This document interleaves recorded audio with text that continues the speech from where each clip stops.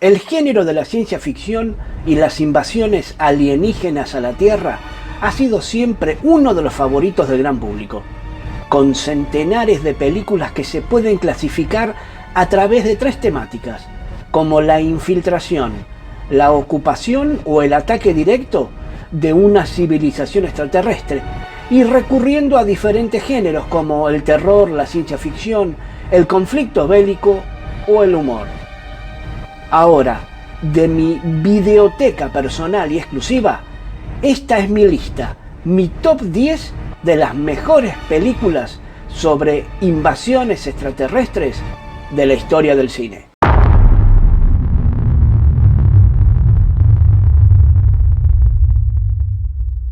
Puesto número 10, del año 2009, La cuarta fase. Esta película está clasificada en Film Affinity dentro de los géneros de ciencia ficción, terror sobrenatural y falso documental. En 1972, el astrónomo Joseph Allen Hynek propuso que existen 3 tipos de encuentro con extraterrestres. Cabe decir que el objetivo del trabajo de Hynek no era respaldar o descartar la posibilidad de vida alienígena que puede haber más allá de nuestro conocimiento, sino explorar qué posibilidades existen y cómo categorizar los contactos informados. La primera sería el avistamiento, la segunda, la evidencia, y la tercera, el contacto. Y después se incluye una cuarta, la abducción. La cuarta fase está documentada con archivos supuestamente originales, y esta inquietante película logra mantenerte con la duda sobre el límite entre realidad y ficción.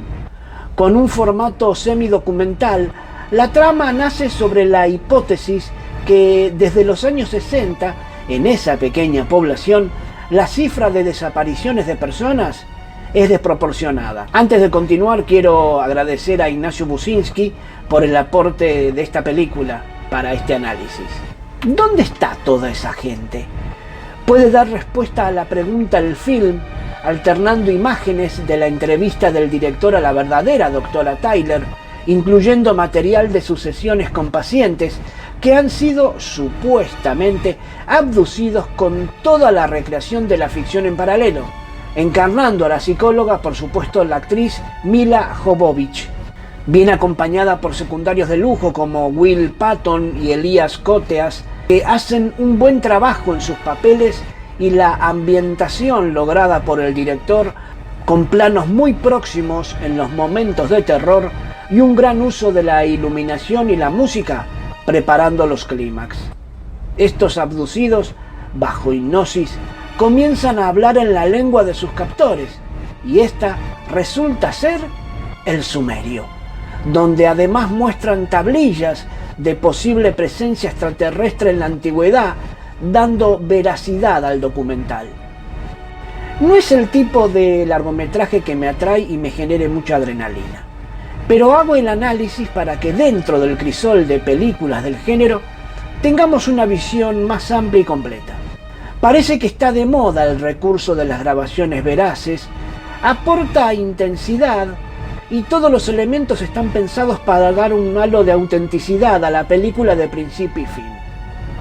La cuarta fase es una película bastante curiosa por combinar realidad y ficción, un largometraje modesto que destaca por esa sorprendente propuesta y por las destacadas actuaciones, como decía, de los protagonistas. In the end, what you believe is yours to decide.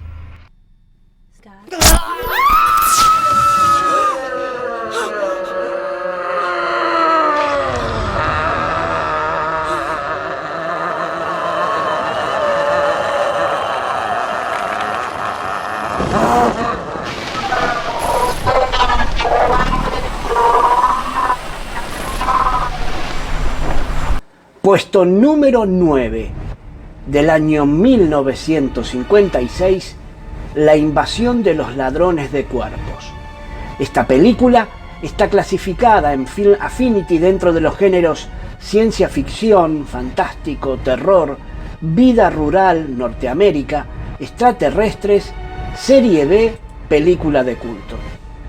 Es una de las primeras películas en abordar la temática de la invasión alienígena desde un prisma de largometraje de clase B que no renuncia a la crítica de la paranoia anticomunista de la época. Apuesta por la ciencia ficción, lo fantástico y el terror, a través de una historia de cine negro. Esta tiene lugar en una pequeña ciudad que es invadida por alienígenas. Estos plantan vainas que después se convierten en humanos, copias de aquellos que vivían en el pueblo.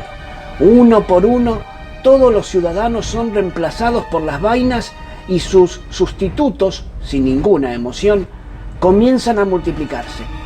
Un doctor intenta detenerlos, sin saber, como el espectador, quién es quién. En 1978 tuvo su remake, que contó con la participación de grandes actores del momento como Donald Sutherland, Leonard Nimoy, Jeff Goldblum y Robert Duvall como protagonistas. En el año 1993 llegó Secuestradores de Cuerpos y en el año 2007 Invasión. Casi toda la totalidad de la acción se desarrolla en Santa Mira, esta pequeña localidad ficticia que el guionista situó en el estado de California. Podría ser considerada una clara representación de la ciudad utópica del ultraconservadurismo estadounidense de la década de los 50. La población está compuesta exclusivamente por habitantes de raza blanca que aceptan, sin ningún tipo de reparo, un modelo de vida patriarcal, un paraíso conservador que, de existir, ignoraría la germinación del feminismo y los movimientos sociales vividos en los Estados Unidos de los 50. Se han realizado muchos estudios que han buscado la ideología que se esconde detrás de este largometraje, haciéndose incluso lecturas contrapuestas, dado que mientras unos han definido esta película como una alegoría anticomunista, otros la han visto como una denuncia del macartismo. El término macartismo se utiliza en referencia a acusaciones de deslealtad, comunismo, subversión o traición a la patria en las que no se tiene el debido respeto a un proceso legal justo donde se consideren los derechos humanos del acusado. Algunos críticos e historiadores de cine creen que Santa Mira sería la ciudad perfecta para los seguidores del entonces presidente anticomunista de los Estados Unidos, Eisenhower. Para otros, esta pequeña ciudad californiana es la antesala de la alienación y falta de libertad a la que esas políticas conservadoras pueden llevar. Sea cual sea la lectura que como espectadores realicemos del largometraje, no vamos a obviar que nos encontramos en Santa Mira, un paraíso para cualquier conservador. El Dr. Bennell es el arquetipo del héroe de los films de ciencia ficción de la década de los 50, y Santa Mira no solo su ciudad idónea, sino la localidad utópica del ultraconservadurismo norteamericano. Las réplicas humanas que amenazarán a nuestro héroe y al resto de la población californiana apenas encontrarán similitudes con otros malvados cinematográficos. Ver hoy en día la invasión de los ladrones de cuerpo es adentrarnos en un mundo utópico donde la amenaza del ciudadano americano se representa en la película a través de unos seres sin sentimiento que quieren imponer a todo ser humano una forma de vida marcada por la falta de individualismos, sentimiento y pasión. No existe un consenso sobre el significado de estos seres, ni entre los espectadores del largometraje tampoco, ni siquiera entre aquellos teóricos que han derramado ríos y ríos de tinta sobre la obra de su creador. Lo que no podemos negar es la intención de la película en mostrarnos algunos peligros que como humanos estamos expuestos, como el individualismo, la conformidad, la deshumanización y la alienación, una teoría que defendió desde el principio el propio director de la película. Recomiendo ver esta película en familia. Luego podemos hacer un debate para ver dónde encontramos ese aislamiento y enajenación que plantea el largometraje. Y en mi opinión, yo lo trasladaría a las redes sociales y los dispositivos móviles. ¿Por qué? Ya que para nuestro pesar son medios que nos interrelacionan con las personas, pero a su vez nos inducen a ser seres de otro mundo, un mundo virtual donde no somos realmente lo que parecemos. Puesto número 8 del año 2016, La Llegada. Esta película está clasificada en Film Affinity dentro de los géneros de ciencia ficción, drama, extraterrestres, ejército. La historia comienza con la llegada de 12 naves a distintas ciudades alrededor del mundo. Esto fuerza a distintos líderes mundiales a reunir equipos y trabajar en conjunto para intentar establecer comunicación con los alienígenas. En el equipo de Estados Unidos contactan a la doctora Louise Banks, especialista en lingüística interpretada por Amy Adams. En un principio, al ser algo desconocido, tanto las naves como sus tripulantes causan terror y se presentan como una amenaza. Su lenguaje oral y escrito son diferentes. Se comunican a través de sonidos y símbolos que se manifiestan en el aire y no tienen una base fonética. Este método de comunicación representa una manera original de pensar en otras formas de vida, porque su lenguaje e interpretación no se basa en una forma humana ni en una variación de algún idioma ya existente, sino que expande el panorama y va más allá de asumir que los humanos son la base para todas las formas de vida que podrían existir. Esto se basa en la teoría del lenguaje de Sapir-Whorf, ya que según esta hipótesis, el idioma que hablamos nos hace pensar y percibir las cosas de modo distinto. En este caso, para los humanos, nuestro lenguaje nos limita. Hablamos y nuestras oraciones tienen un principio y un fin, punto. Mientras que para los alienígenas, sus símbolos no tienen esta cronología, ni son lineales. Es por ello que conforme va aprendiendo más acerca del idioma, Louise Banks empieza a percibir el tiempo de forma distinta. Esta transformación en su pensamiento le abre un nuevo panorama. Los acontecimientos de su vida dejan de ser fragmentos y por lo tanto concibe la vida como un todo. Experimenta las emociones y recuerdos de forma simultánea, no como un pasado ni un futuro. En primer lugar, para atar el pasado, presente y futuro visualmente, los sets de la casa de Louise, las naves y el salón de clases fueron diseños de forma similar para que se parezcan entre ellos. Los tres lugares tienen una gran pared o división blanca. En la casa es la ventana que da al lago, en el aula es el pizarrón y en la cámara de la nave es la división del vidrio. La historia no sigue un orden cronológico. El título se muestra al finalizar la película, rompiendo con un esquema tradicional y probablemente mostrando este retorno en la línea del tiempo.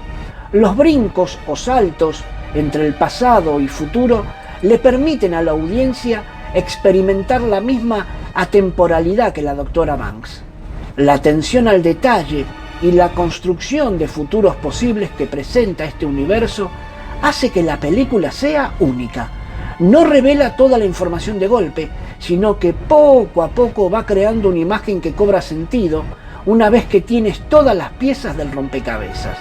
Asimismo, replantea el estereotipo de cómo debería ser el aspecto de los alienígenas y cómo entablaría la humanidad un diálogo con estos, aportando una nueva versión de un tema que ya se ha visto en un sinfín de largometrajes. La Llegada cuenta una historia muy humana en la cual nos recuerda la importancia del lenguaje y de nombrar las cosas. El arribo de los alienígenas es solo el detonante para abordar la complejidad de la comunicación y todos los retos que significa comunicarse con otras personas u otros seres. Puesto número 7 del año 2013, Oblivion.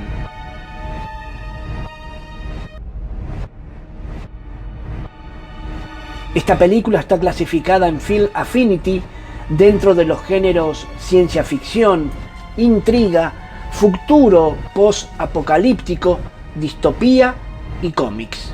La historia de Oblivion es sencilla.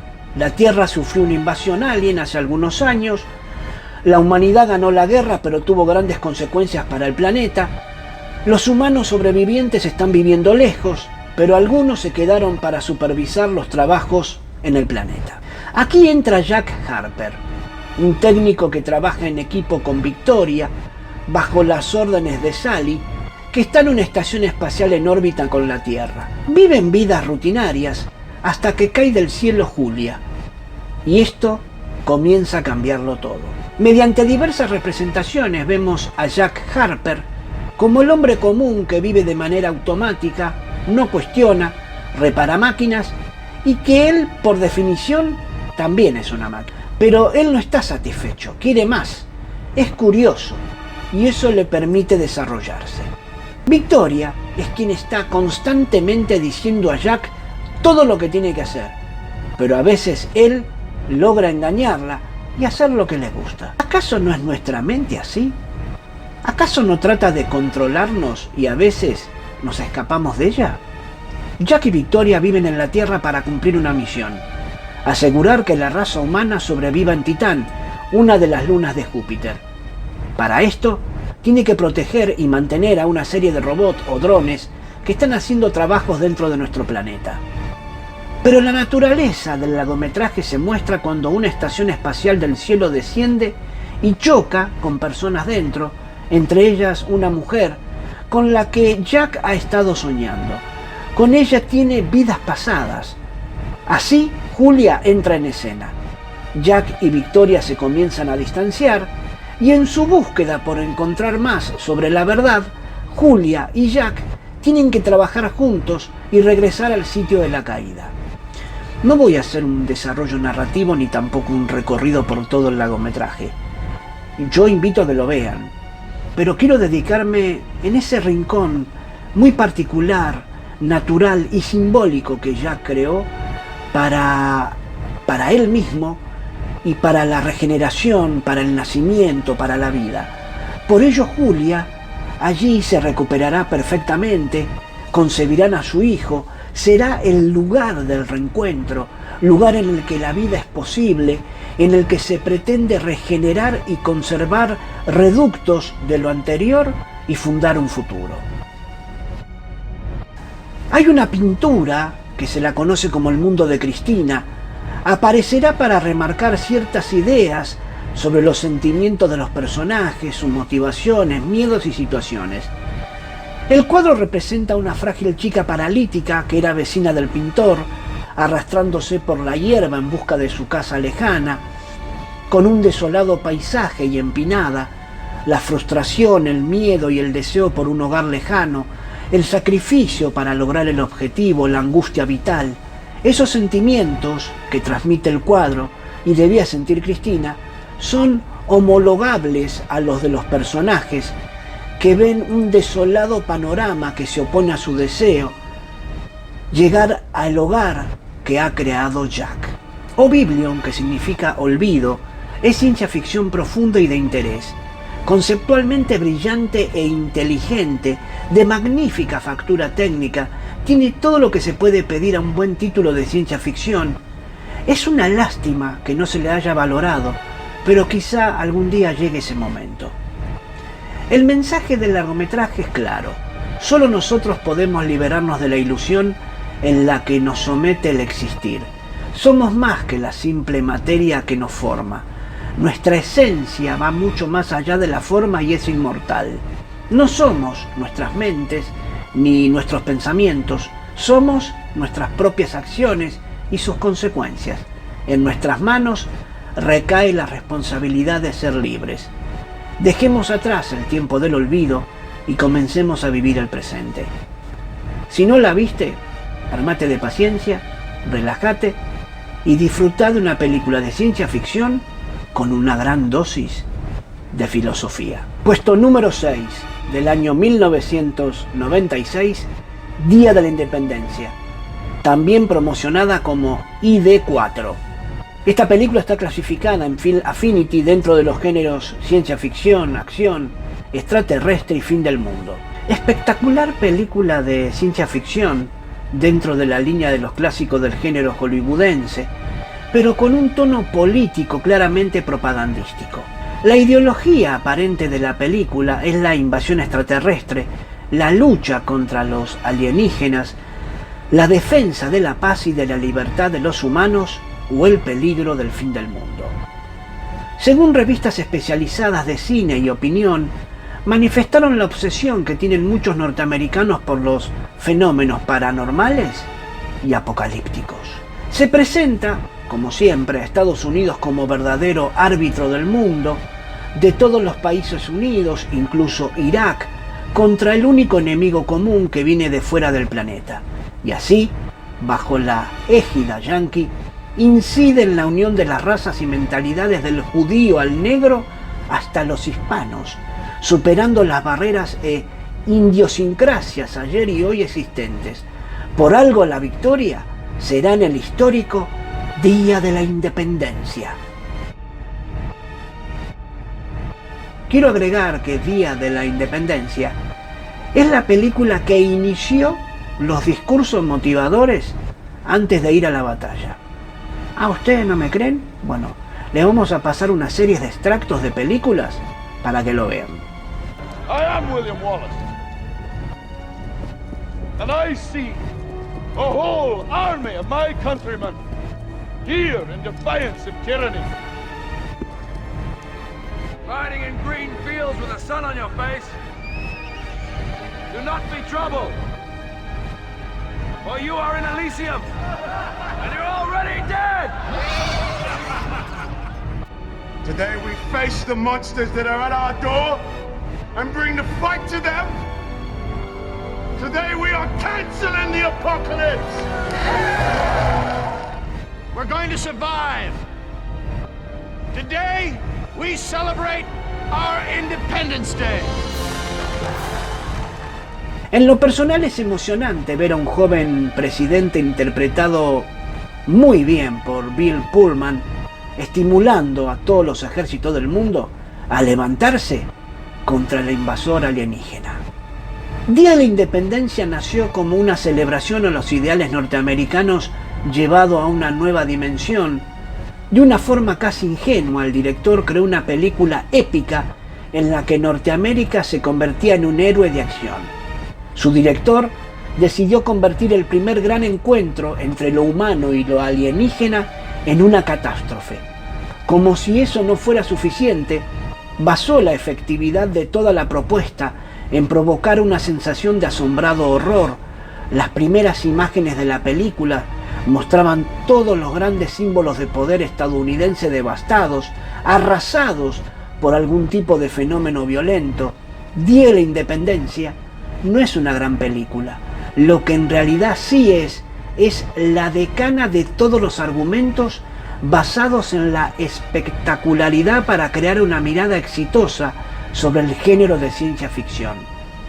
Su director no tenía pretensiones de crear un panfleto reaccionario, meditar sobre el miedo o incluso enviar un mensaje sobre lo desconocido. Solo deseaba mostrar la paranoia moderna sobre el enemigo invencible a una dimensión estruendosa, un largometraje que, a pesar de lo dicho y de la oposición de la crítica, que la ha tachado de fascista. Yo no me canso de verla. Si no la viste, te invito a que lo hagas. Puesto número 5 del año 1982, La Cosa, o conocida también como El Enigma de Otro Mundo. Esta película está clasificada en Film Affinity dentro de los géneros de ciencia ficción, terror, fantástico, extraterrestres, remake, zona fría, polares, película de culto. Este largometraje es una remake del año 1951, La Cosa de Otro Mundo, dirigida por Christian Mivey, la cual presentaba una criatura vegetal de aspecto humanoide que poseía la capacidad de reproducirse a sí misma a una velocidad sorprendente. Esta cinta desvirtuaba el concepto original del cuento de John Campbell Jr., ¿Quién está ahí?, en el que las dos películas se basaron. Pero es la versión de John Carpenter la que marcó el canon de esta historia. En el guión encontramos referencias de corte freudiano y la alusión al desconocimiento del otro y aún del yo. Si el engendro metamorfo nos aterroriza, es más que nada porque no sabemos cómo es, de allí el tratamiento de La Cosa. En este sentido, se trata de uno de los monstruos más interesantes del cine, ya que a diferencia de Alien, su forma nunca es la misma. Desde esta perspectiva, el problema de eliminar al monstruo se vuelve secundario frente a la urgencia de detectarlo. Puede ser todos o ninguno de los integrantes de la expedición que lo han despertado de su sueño de siglos. Incluso todos los involucrados no tienen la certeza de saber ellos mismos si son humanos o no, dadas las características fisiológicas del intruso. Dudan de sí mismos y de su estado de conciencia. ¿Quién es más peligroso en esta situación de emergencia, el extraño alienígena o los compañeros paranoicos? La cosa divide y vence. Su mayor poder no estriba en aterrorizar con su aspecto, de por sí es repulsivo, sino con su capacidad polimorfa. Consigue minar los cimientos de las relaciones humanas y aún la visión del propio yo. Su principal interés no es matar, es sobrevivir. Es un ente que busca perpetuar sus genes imitando el material genético de otras especies. Camaleónica, la cosa, utiliza además un recurso que muestra lo avanzado de su nivel en el universo: la reproducción asexual. Se limita a asimilar a sus presas. Cierto que podríamos hablar de agresivas penetraciones, sobre todo con los rojos tentáculos que recuerdan una suerte de monstruosos penes, un poco como la cabeza con forma fálica de Alien, pero se trata de una penetración simbólica. En una escena memorable, la cosa baña a un perro con chorros de un líquido que remite al semen. Más adelante nos damos cuenta que este líquido es también parte del monstruo y sirve como vehículo para invadir la anatomía ajena. Como el semen contiene suficiente carga genética para apoderarse de un cuerpo completo y transmitir su ADN. El director, John Carpenter, enfatiza la faceta violatoria de la cosa en el hecho de que en la película no aparecen mujeres. Son los hombres quienes sufren esta penetración ritual, quienes son poseídos por un monstruo que, en una grotesca parodia del embarazo, se concibe a sí misma a la imagen y semejanza de ellos. El guión juega con diferentes miedos presentes en el ser humano: miedo a la soledad, en el aislamiento a que están sometidos los integrantes de la expedición, el miedo a los extranjeros, en la presencia de un extraterrestre, el miedo al propio yo en la clonación realizada por la cosa, el miedo a la sangre en el aspecto del engendro, el miedo a la contaminación física y a las enfermedades, en la propuesta de la cuarentena, el miedo a la oscuridad, ya que la mayoría de los ataques ocurren de noche. En el año 2011 se lanzó una precuela dirigida donde se narra lo acontecido en el campamento noruego, al cual llega el equipo de exploración que nos mostró Carpenter. Contra lo que podría esperarse, esta nueva visión sobre la cosa no desmerece, aunque termina desentrañando demasiados misterios que se plantearon en la original. Estrenada en el año 1982, una semana después de E.T., el extraterrestre, La cosa o el enigma de otro mundo, sin duda, es uno de los mejores largometrajes de este género que se hayan filmado. Que no les pase como a mí, que por unos cuantos años dejé de ver películas de este género por el socada que tuve, así que la recomiendo 100%. Puesto número 4 del año 2002, Señales.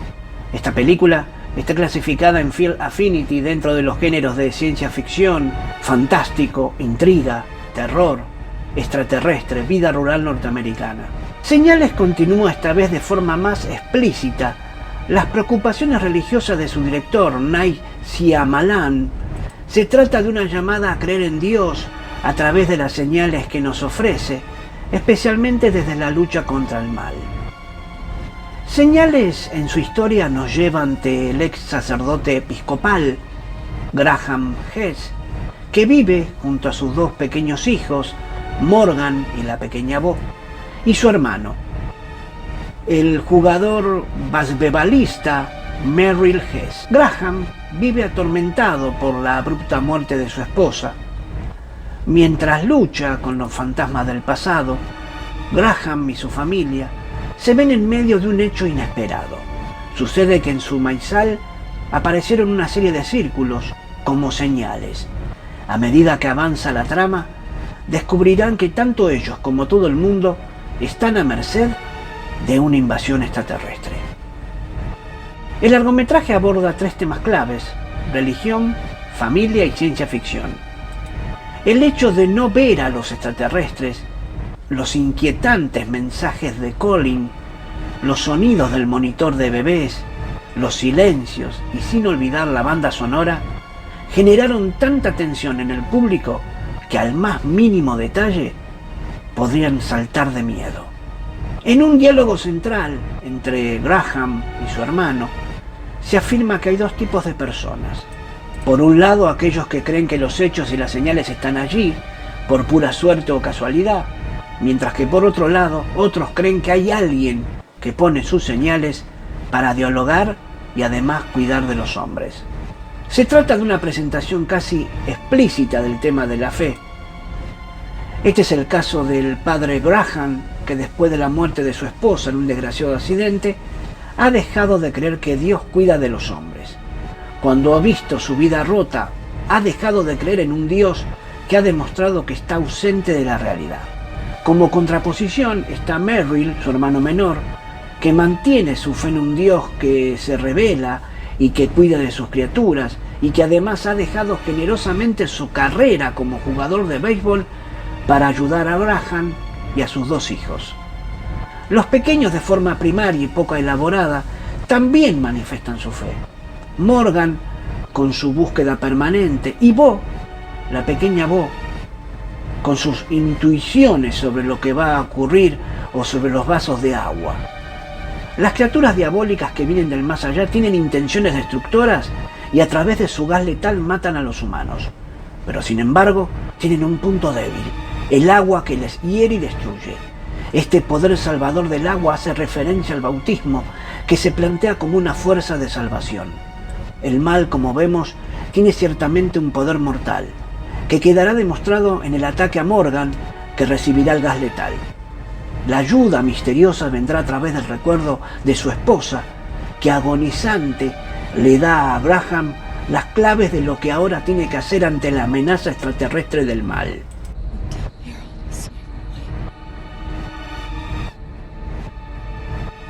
Cuando Graham comprende el verdadero significado de las palabras de despedida de su esposa, entonces sabe lo que tiene que hacer para vencer al mal. En este sentido, la unión del consejo de la esposa moribunda y la idea de la pequeña Bo de llenar la casa de vasos de agua le salvará.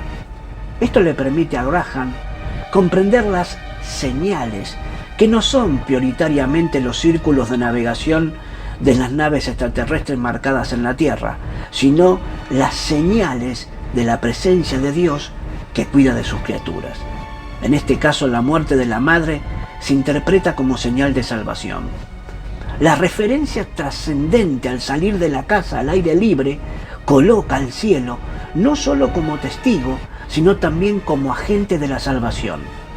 Cuando el pequeño Morgan despierta, dirá: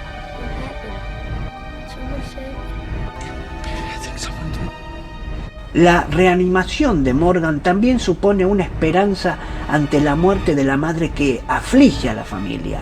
Ellos, que han visto el poder sobrenatural de Dios, ahora saben que la resurrección es posible, y en ese sentido también indirectamente recuperan la esperanza.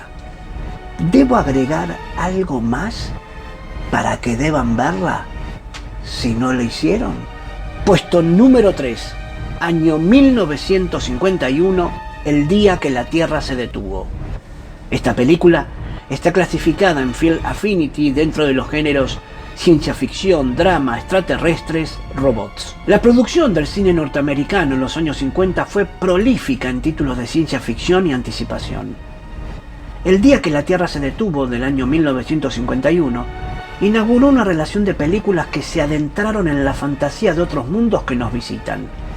Fue coetánea con otra gran obra del género que mencioné en este top, en el puesto número 5, El enigma de otro mundo o La cosa, y en su versión de 1982.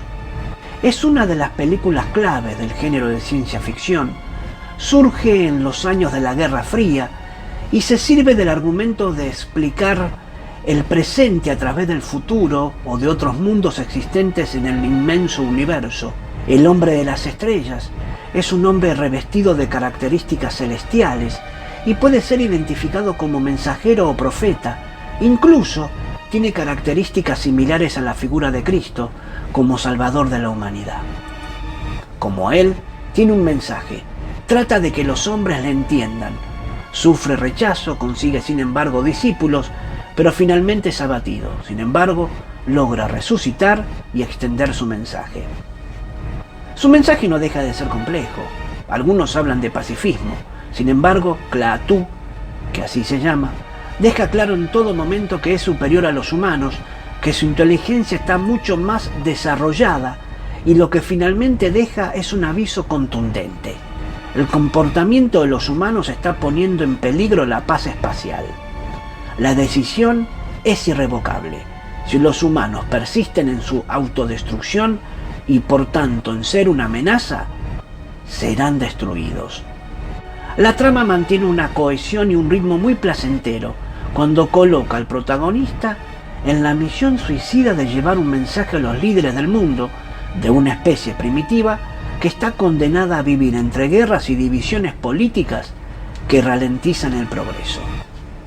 Klaatu está sólidamente interpretado por Michael Rennie y transmite sensaciones con el lenguaje corporal, los diálogos irónicos y el rostro inexpresivo que verdaderamente hace creer que es un extraterrestre en el cuerpo de un hombre.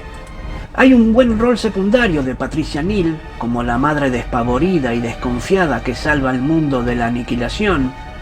El diseño futurista de la nave, tanto en el exterior como en el interior, es sencillamente ingenioso, al igual que el robótico traje pesado de Gort. Quizá lo más inteligente es que en el largometraje se retrata a Klaatu como un héroe y a los humanos como unos villanos, con el fin, supongo, de emitir un discurso pacifista que señala una y otra vez no solo las consecuencias nefastas de la era atómica y las políticas de la Guerra Fría, sino además la imposibilidad de un Mesías que unifique las barreras limítrofes que obstruyen la esperanza entre los seres humanos. Por desgracia, como sucede con estos clásicos, se cometen errores en hacer adaptaciones de guión para que dé un mensaje de carácter ambiental, como fue la versión del año 2008, dirigida por Scott Derrickson, que aquí creo que no dio en el clavo. La advertencia de vivir en paz solamente se imparte a una pequeña porción de la Tierra, solo a los americanos. Algo sin duda mal dimensionado en esta remake, que no ocurre con la original, en donde este mensaje se da a todo el mundo y la misma película se encarga de mostrarnos a las diferentes etnias de nuestro planeta, dirigiendo esta misiva proveniente de una inteligencia superior. Pero volviendo a la original del día que la Tierra se detuvo del año 1951, es una película, se los digo así, indudablemente brillante. Y recomiendo que la vean. Puesto número 2 del año 1988, Están vivos. Esta película está clasificada en Film Affinity dentro de los géneros ciencia ficción, fantástico, acción, terror, comedia, extraterrestres, comedia de terror, sátira y película de culto. La Tierra está controlada por extraterrestres que se hacen pasar por humanos, copando las altas esferas sociales y los gobiernos, mientras que gran parte de la población carece de recursos, mendiga en las calles y sufre la represión policial. Tan solo a través de unas gafas de sol fabricadas por un grupo de insurgentes se puede descubrir su auténtica identidad y el mensaje que esconden sus palabras. Su director, John Carpenter, señala en que vivimos engañados por un mundo de símbolos que consideramos vacíos y que en realidad tienen una carga simbólica compleja y seductora. Todo significa algo más. Los juguetes no son inocuos, sino que enseñan a los niños el trabajo que tendrán como adultos. Las portadas de las revistas no son puro diseño, sino que venden deseos románticos. Por un lado, es una película sobre los peligros de la ideología subliminal en el capitalismo ochentero. Por el otro, Están vivos señala su propia falsedad, su propia factura, su propio ridículo. Poner a un luchador de lucha libre como protagonista principal, dejarlo ser un pésimo actor, mostrarlo insistentemente sin camisa y hacerlo disparar lo más posible, muestra esta intención aguda de Carpenter. Con este protagonista grotesco y genial, el legendario director se esforzó para mostrar un mundo maniqueo.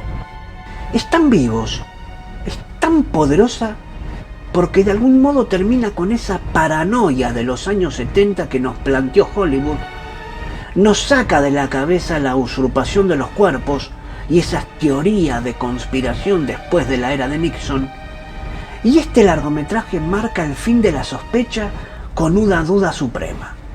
Podemos señalar los mecanismos ideológicos, pero no podemos escaparnos de la ideología. Podemos mostrar cómo funcionan los símbolos, pero no podemos escapar del imperio semiótico. Podemos señalar que somos presas del lenguaje, pero no podemos crear una exterioridad lingüística. Precisamente hay que tener muy en cuenta que la película está filmada durante el gobierno de Reagan. En sus últimos años como presidente de los Estados Unidos, sus políticas liberales llevaron al capitalismo al extremo y provocaron una gran diferencia entre clases que se ve perfectamente reflejada en la película. Están vivos es mucho más de lo que aparenta, mucho más que el culto que representa, mucho más que el trauma de la era Reagan y la ciencia ficción distópica. Aquí tenemos la historia de un mártir, el hombre nada, que se sacrificó para liberar a la humanidad del yugo de los marcianos, capitalistas, totalitarios. Es la historia de un trabajador que al despertar puede destruir a todo el sistema a punta de pura valentía. Con pocos recursos, pero noblemente utilizados, Carpenter nos sitúa ejemplarmente en el argumento. En este caso, más bien, un contexto que no difiere tanto de nuestra propia realidad. A través de la ciencia ficción, critica duramente nuestro sistema de vida o al que estamos sometidos y casi de manera visionaria refleja la actualidad en la que nos encontramos a diario. Una situación de creciente desigualdad y pérdida de identidad con los gobiernos a la que nos han llevado las consecuencias de la vil gestión económica, o algo todavía mejor, nos descubre su naturaleza. No pueden ser humanos, tienen que ser de otro planeta, simplemente no hay excusa. ¿Están vivos? Tenés que verla. Puesto número 1 del año 1953, La Guerra de los Mundos. Esta película está clasificada en Film Affinity dentro de los géneros ciencia ficción, thriller, extraterrestres, serie B, catástrofes, película de culto. Wells había escrito su historia como una alegoría de la Inglaterra victoriana, cuyo poder imperialista era formidable a finales del siglo XIX, pero cuyo horizonte comenzaba a cubrirse de negros nubarrones. El escritor quiso ofrecer una parábola sobre el ejercicio y abuso del poder del Imperio Británico y cómo esa institución aparentemente invencible era aniquilada fácilmente por una fuerza tecnológicamente superior. Fue un recordatorio de que incluso una superpotencia debería estar preparada para desafíos que no sería capaz de ahuyentar de un simple manotazo. Así, a pesar de los cambios introducidos, o precisamente gracias a ellos, la película mantiene la fidelidad al núcleo de la obra de Wells. Por otra parte, la invasión alienígena, en su versión estadounidense, toma un cariz internacional. Wells nunca mencionó lo que ocurrió en otros países, mostrando lo que sucede en otras ciudades del mundo, aun cuando la acción principal transcurra en las afueras de Los Ángeles. ¿Quién nos salva de los marcianos? Esta pregunta me la hice a los 10 años cuando vi por primera vez en blanco y negro La Guerra de los Mundos. Hoy, viendo su narrativa e investigando más sobre su creador, que no creía en una fuerza divina, creadora y redentora, por si no lo sabían, Wells era ateo. Este género en particular se apoya en la asunción negativa y pesimista de que el hombre no puede controlar su destino. El cometido de la religión es hacer soportable esa incapacidad. Ello lleva a actividades grupales que reúnen a los individuos en congregaciones en cuyo seno intentan dominar su miedo hacia lo inevitable, lo incontrolable y lo desconocido.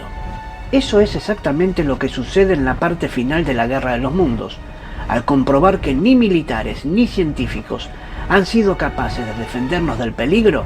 Las personas se reúnen en las iglesias, orando y cantando en aceptación de su destino fatal. Pero he aquí que la salvación llega en el último momento, en la forma de un acto de Dios. Las naves marcianas se desploman derrotadas, de forma harto simbólica, justo en el umbral del templo, y en la escena siguiente vemos a multitudes de pie en una colina cantando himnos de gratitud por haber sido preservados. Sí, han sido nuestros pequeños aliados, las bacterias que han acabado con el invasor marciano. Pero, ¿no son estos también una creación de Dios, quizás dejados en la tierra para salvarnos en un momento de tribulación como ese? ¡Qué pregunta!, ¿no? Para Wells, en la novela, el personaje del vicario sumido en la demencia representaba su desprecio hacia la religión. En la película, por el contrario, el pastor Colin simboliza lo opuesto, un miembro sereno y respetado de la comunidad que tiene el valor de sacrificar su vida con tal de salvar a sus feligreses.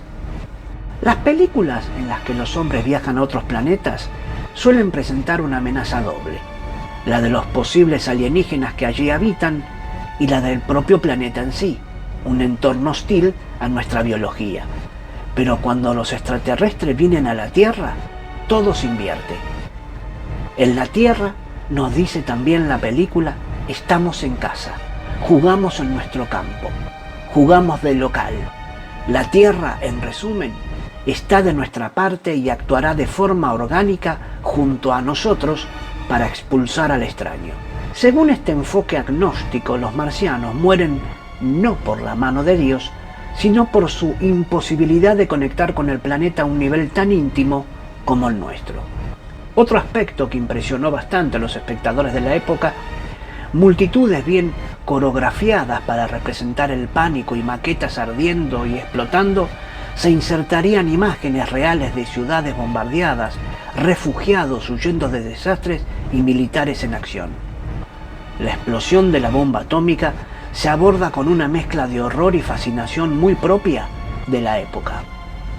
El profesor Clayton Forrester, interpretado por Jim Barry, y la profesora de universidad Sylvia Van Buren, interpretada por Han Robinson, son interpretaciones que no pasan de correctas.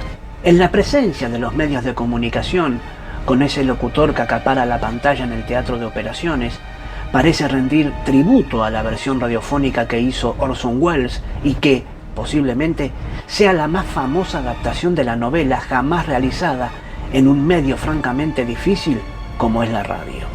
Las máquinas voladoras marcianas exhiben una siniestra elegancia. Sus formas, deliberadamente alejadas del icónico platillo volante, sugieren en un intento de animalizar lo artificial las de una cobra o las de una peligrosa mantarraya, y su silencioso avance por los cielos urbanos solo está roto por el siseo de sus rayos incineradores. Escúchenlo.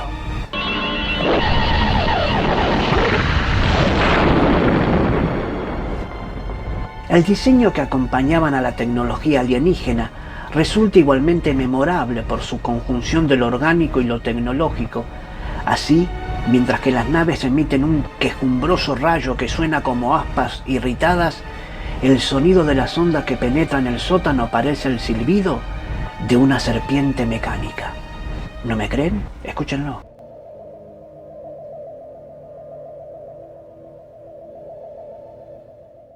He de destacar los planos fotográficos del largometraje.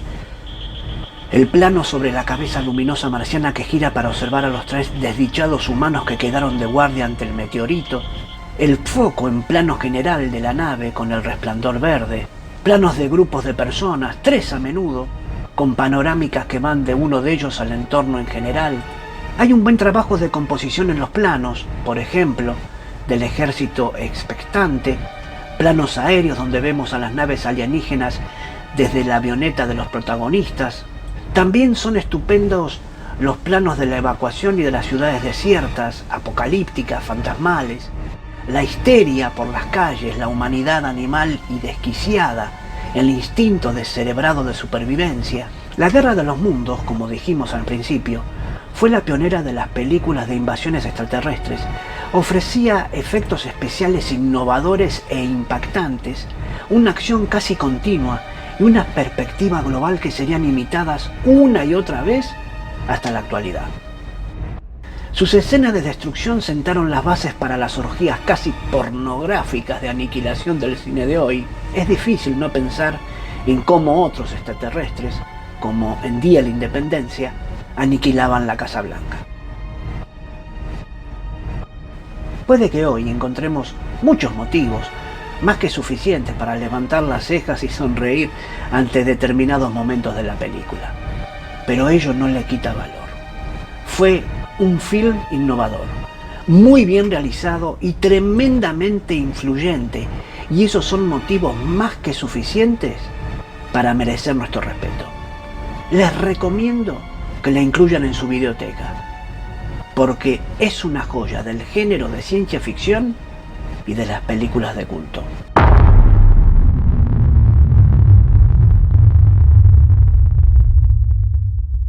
Bueno amigos, si llegaron hasta aquí, este es el final de mi top 10 de las mejores películas sobre invasiones extraterrestres de la historia del cine. Ahora, como siempre, lo prometido es deuda. Les dejo una escena postcrédito, podemos llamarlo así, muy especial, que va a dar respuesta a algunos, traerá luz a otros y negación para muchos. Como siempre, la decisión final la tienen ustedes. Agradezco a Ignacio Buczynski la recomendación para que pudiera incluir este postcrédito en el top 10 de las mejores películas sobre invasiones extraterrestres en la historia del cine. Les dejo un extracto del episodio 12 de la serie Cosmos, un viaje personal, estrenada en la televisión en 1980, que llevó por título Enciclopedia Galáctica. Aquí, Carl Sagan nos hace mención gráficamente de la ecuación de Drake y la posibilidad de existencia de civilizaciones extraterrestres en nuestra galaxia. Espero que lo disfruten.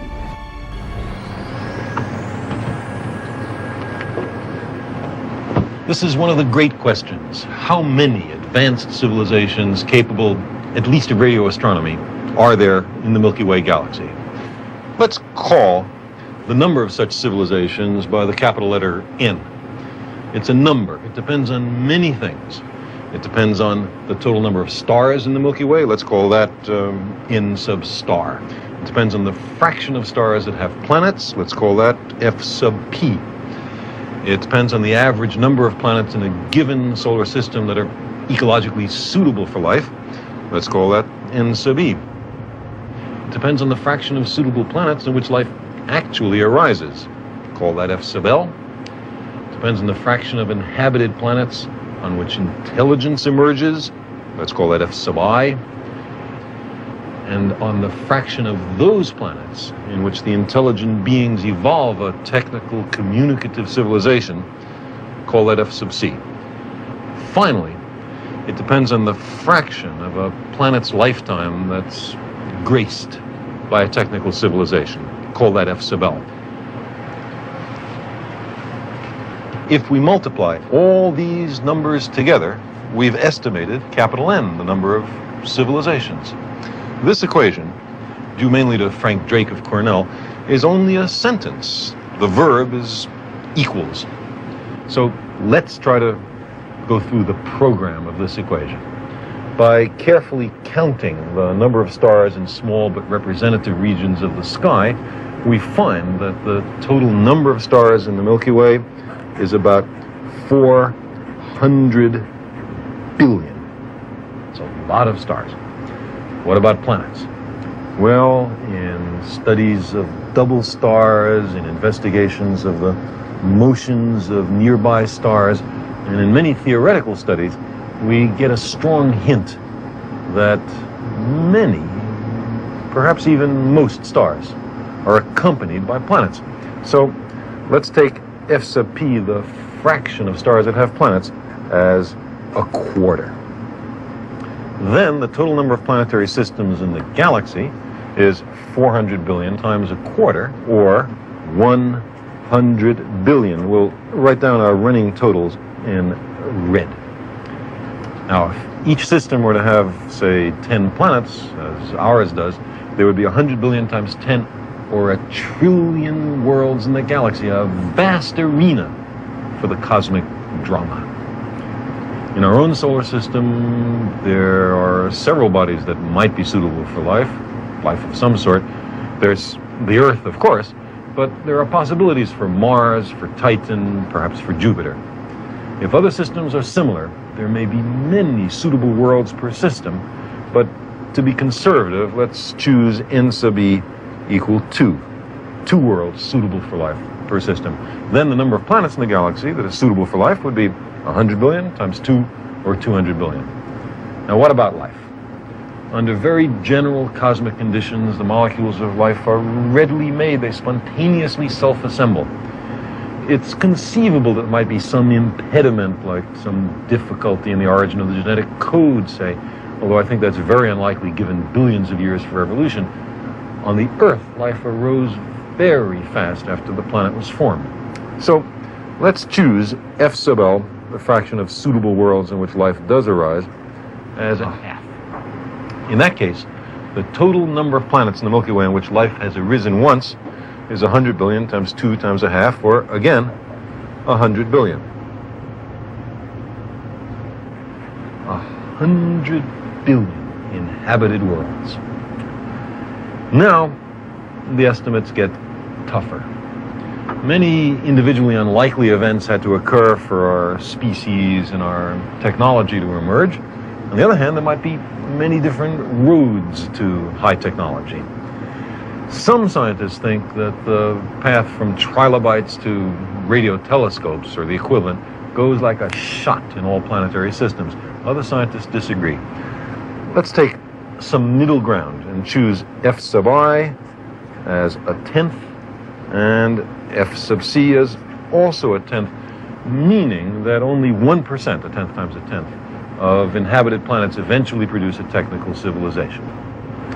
If we were to multiply all these factors together, we would find 100 billion times a tenth, or 1 billion planets on which civilizations have arisen at least once. Now, what percentage of the lifetime of a planet is marked by a technical civilization? The Earth has harbored a civilization capable of radio astronomy only for a few decades, the last few decades, out of a lifetime of a few billion years. It's hardly out of the question that we might destroy ourselves tomorrow. If that's a typical case, then F sub big L would be a few decades divided by a few billion years, or 100 millionth, a very small number. And then big N would be 1 billion times 100 millionth, or N maybe just 10 civilizations, a tiny smattering, a pitiful few technological civilizations in the galaxy. But civilizations then might take billions of years of tortuous evolution to arise and then snuff themselves out in an instant of unforgivable neglect. If this is a typical case, there may be few others, maybe nobody else at all, for us to talk to.